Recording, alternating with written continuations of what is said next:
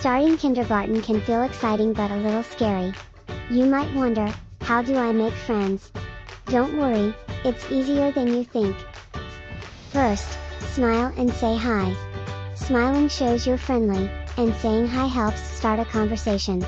You can say, "Hi, my name is," your name, what's yours? Sharing is a great way to make friends. Whether it's a toy, a crayon, or a game, offering to share shows kindness. You might ask, "Do you want to play with me?" Listening is important too. When your friend talks, listen and ask questions like, "What's your favorite game?"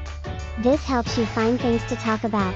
Being kind and helpful is key to making friends. If someone needs help, offer to assist. It shows you care and want to be a good friend.